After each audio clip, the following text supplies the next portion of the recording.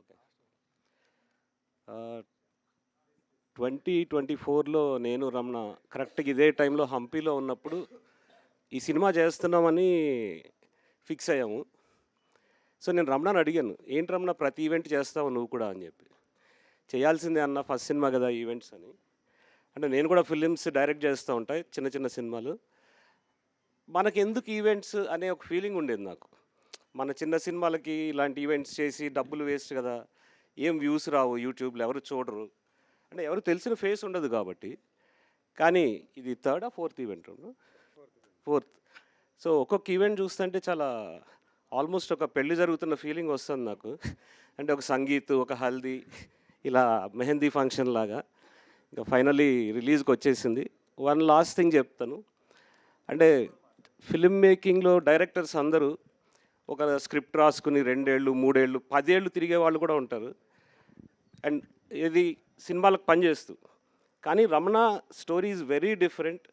ఒక్క సినిమాకు కూడా ఒక్క రోజు కూడా ఆన్ లొకేషన్ వర్క్ చేయకుండా డైరెక్టర్ అవుతున్న వ్యక్తి రమణ.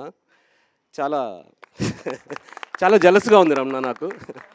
మేము ఒక సినిమా తీయడానికి ఎంత కష్టపడతామో మాకు తెలుసు. కానీ 2025లో జనవరిలో ఫస్ట్ డెమో ఫిల్మ్ తీసిన రోజు రమణలో కాన్ఫిడెన్స్ చూసి నేను చాలా సర్ప్రైజ్ అయ్యాను. అంటే ఒక బిజీ ఆర్కిటెక్ట్ అసలు షూటింగ్స్ ఎలా జరుగుతాయో తెలీదు. ఎలాంటి కమాండ్స్ ఇవ్వాలో తెలీదు. ఒకటే చెప్పా, Ramana roll sound, roll camera, action, cut, ఇంతే రమణ సినిమా తీయడం అంటే, ఇవి చెప్పు చాలు అని.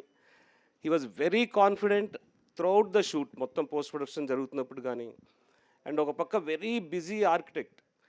ఆ పనులు అవి ఇంకెంత క్రియేటివ్ ఆలోచించండి. అంటే సినిమా కన్నా ఆర్కిటెక్చర్ అనేది అది ఆ పక్కన ఆ పనులు చూసుకుంటూ ఏ రోజున కూడా ఇరిటేషన్ కానీ, కోపం కానీ ఏం లేకుండా చాలా ఎంజాయ్ చేసాం.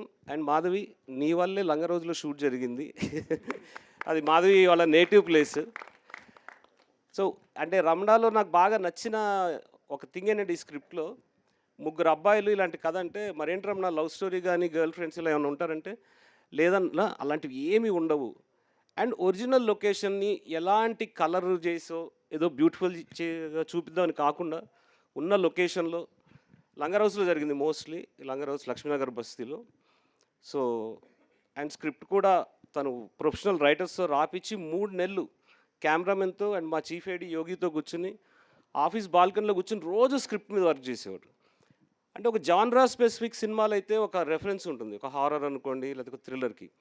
అమీర్లోగ్ లాంటి స్లైస్ ఆఫ్ లైఫ్ సినిమాలకి అసలు రెఫరెన్స్ దొరకదు మనకు తెలిసిన ఇన్సిడెంట్స్ నుంచి అట్లా. సో థ్యాంక్ యూ రమణ, ఒక బ్యూటిఫుల్ ఫిలింలో నన్ను లైన్ ప్రొడ్యూసర్గా పార్ట్ చేయించినందుకు thank you. Thank you, sir.